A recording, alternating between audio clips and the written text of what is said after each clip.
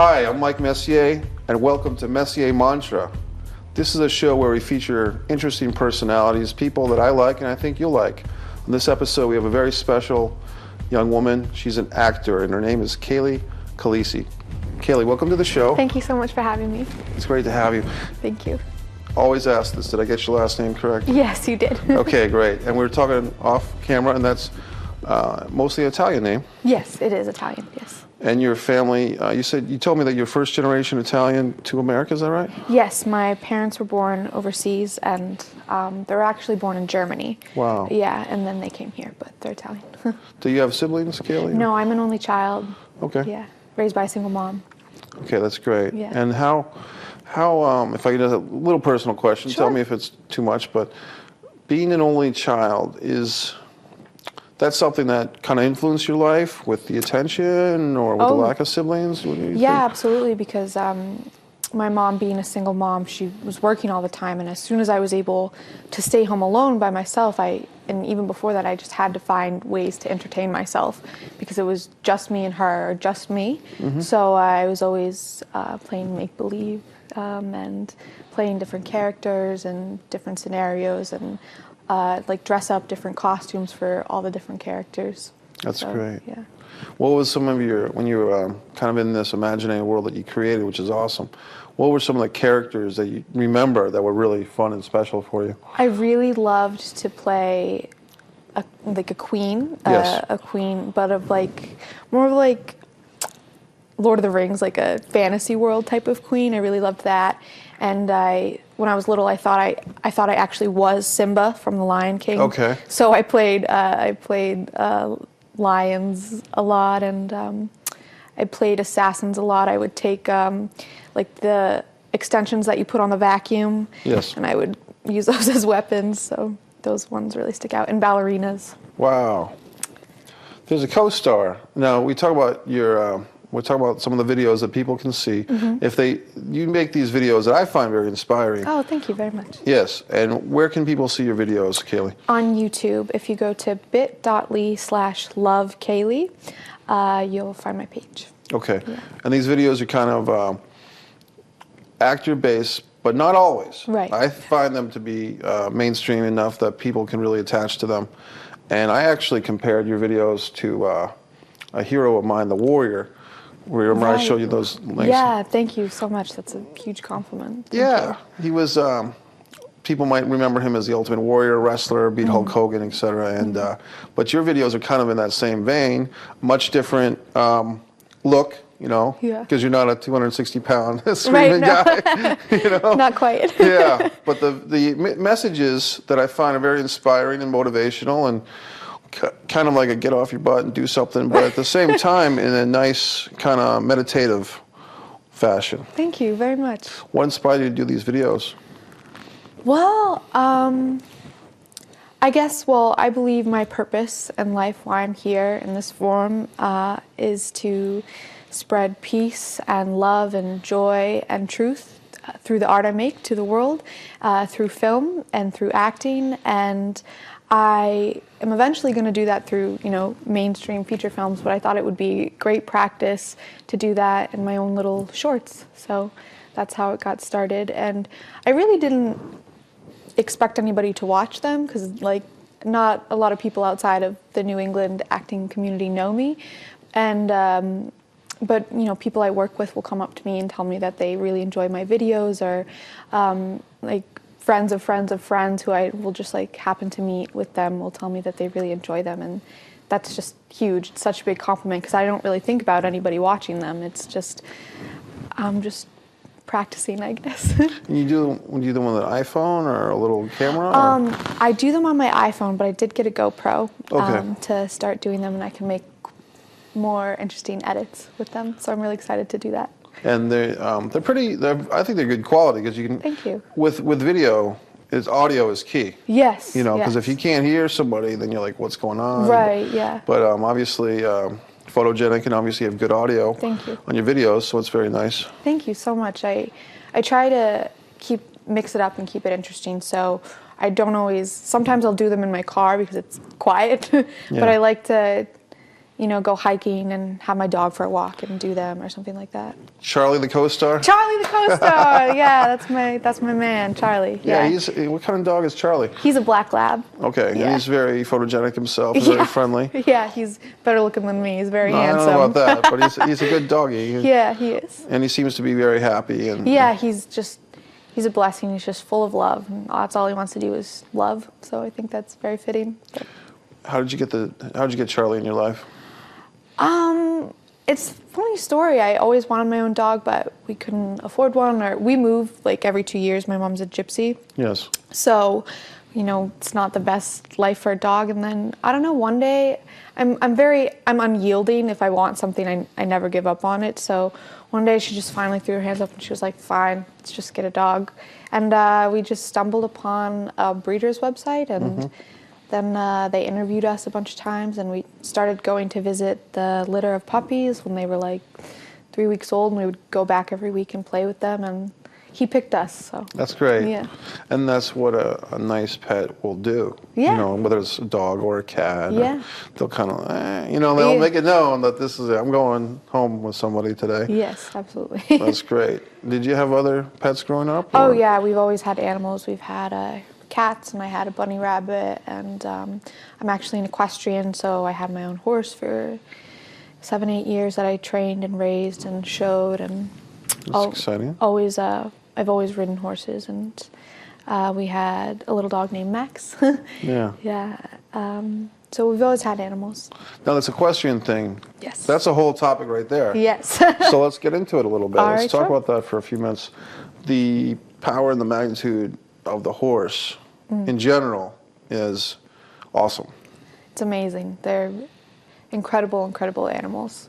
I don't know if you've ever heard of it, but there's an Arabic saying. Now, my Arabic's not good enough to say it, but in English it roughly translates that God blew the east wind and it became the horse. So, interesting. yeah.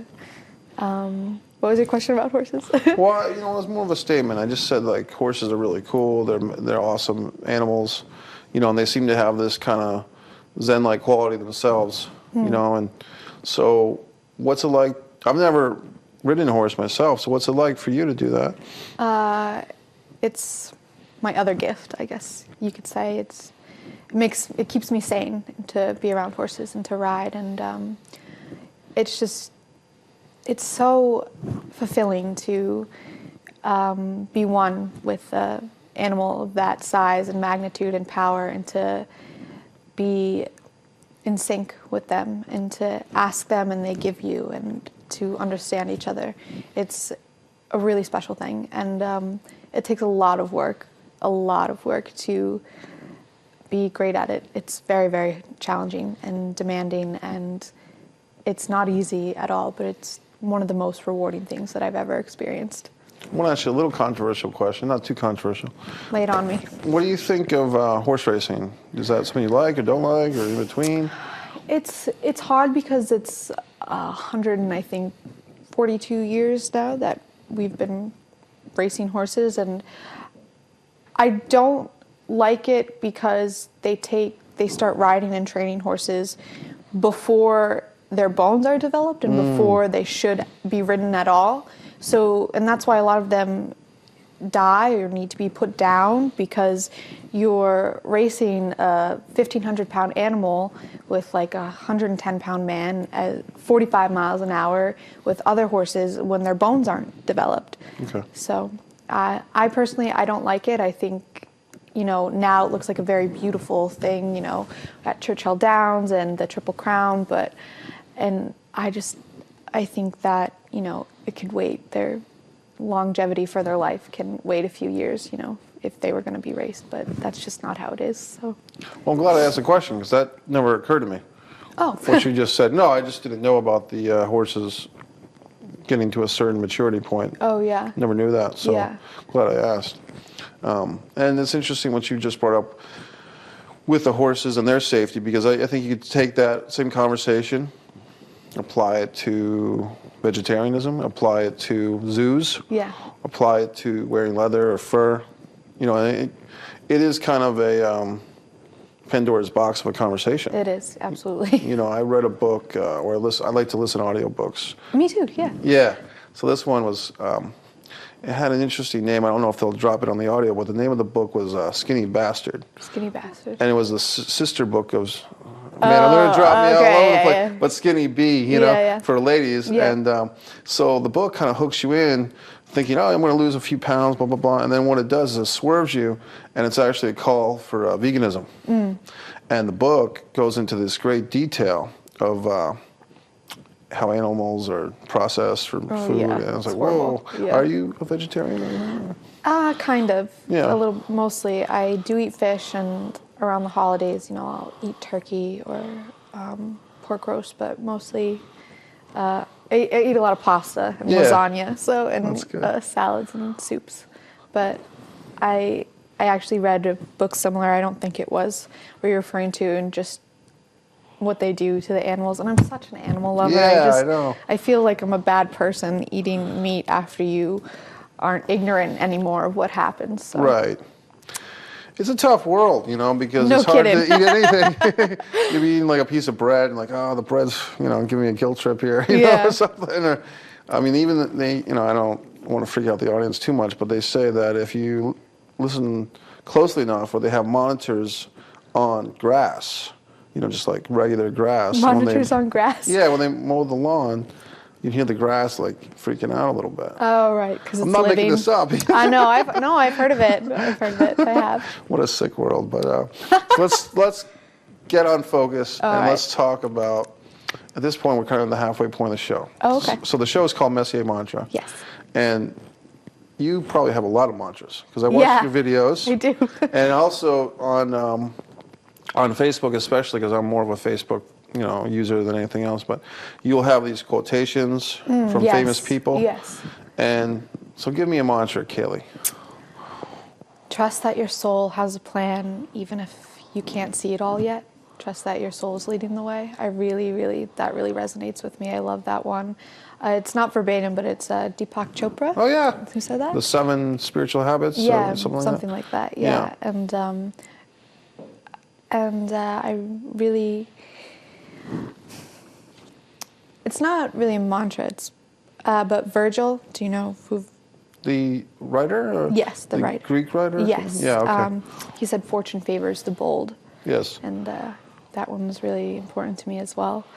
Because I think, especially in this industry, there's a lot of fear around, am I going to make it? Will I make it? Am I doing enough? Am I doing the right things? You know, and it's so competitive. And I just feel that if you're putting in the work and you're following your heart, and you're being open and you're ascending and growing and evolving and learning as much as you can, and you're doing the work, that it's eventually it's coming to you, and somewhere it's going to meet in the middle, and it'll happen in the present. And you can't be afraid, to follow your path, because you're not going to get anywhere. So to be bold and to take risks, and to, even if you feel afraid, to move through the fear anyway, is huge, especially for me. I really try to do that. It's awesome. Thank you. Now you mentioned fear. As a young person with, you know, pretty much their whole life ahead of them, and is there anything that scares you? Oh, of course. Besides snakes or alligators? No, Maybe they don't scare you. I'm not afraid of snakes. I am. What scares me? Oh, man. I guess I'm afraid to go through life not fulfilling my true potential. Right. And I'm afraid, like my biggest fear is that no matter what I do, I mean, it's like not real, obviously, but that I won't make it, and then I'll end up living in my mom's basement for the rest of my life, like working at Stop and Shop or something like that. That's okay. Or Shaw's. Yeah, right. Just to give equal time on the show. Yeah, Star Market. Right. No, but I mean it's not real. But when things are hard, like, and I'm especially someone who's so intellectual and always in my head, that like if I'm having a rough go of it, like just the negativity starts spinning and spinning and spinning, and you just have to stop it, because none of it's real. It's just the fear talking to you of what if it doesn't happen, what if it doesn't work, which you can't rely on that. You have to do what your heart tells you no matter what. So I had an English class going on what you're saying, and the teacher was talking about something called mother culture, which means that for most of us, we have some type of inner voice in our head, whether it's mom or dad or older sibling or friends, supposed friends, Right. or even our own voice that tears us down Yeah. continuously. And it's kind of that, as my buddy or hero, the warrior, used to talk about, Mr. Resistance was what he called it. So the negative vibe, the negative voice in one's head can limit people. Oh, of course, absolutely. Yeah. 100% I agree. When I was like a teenager and I was in therapy and like really depressed, which didn't work, but anyways, the therapist called it ANTS, automatic negative thinking. Okay. So just like learning how to identify it and to be aware of it, I think is the first step, and controlling your thoughts, because the Buddha said actually you become what you think. Yes. So if you're constantly thinking bad things about yourself or life, or just always in that negative trench, you're not going to be able to get out if you're not aware. So one thing I do, Kaylee, and I do feel like you're interviewing me at times, which is great. Right. I'm so inquisitive. No, it's good. It's good because what you say leads into some things that I like to think about too and share with the audience, which is for me the trajectory of the news, the nightly news. Oh, right, yeah. Daily news, nightly news, CNN, Fox News, whatever it is, even the newspaper. As an empathetic person myself, is very troubling. And I appreciate, people like my family members and the regular Joe, so to speak. No offense to guys named Joe, but people that like the news because they want to be hip on current events. They want to know what politicians to vote for, what issues to take a stand on. I get that. But for me, that the state of current affairs are so troubling and disgusting, for lack of a better word, and the lack of humanity in humanity, according to the news, that is. Because they don't report the good stuff, for the most part. It really hurts me, and I try to I'll go to a coffee house, Kaylee, and I'll say, I'll ask to borrow the remote control, and I'll turn the channels from the news to the sports channels, just because I find that sports to be innocuous, if that's the word, like non-damaging to people. Right. So I'm saying this because I want to know, are you someone that keeps up with the news, or you avoid it, or? I do keep up with it because I don't want to be in the dark. Yes. But at the same time, it's so much negativity that you have to almost take it with a grain of salt a little bit, and you can't take what the media says as true for everything that's going on, but it's really hard for me to watch the news if it's like talking about ISIS and things of that nature. That's very difficult, and I try to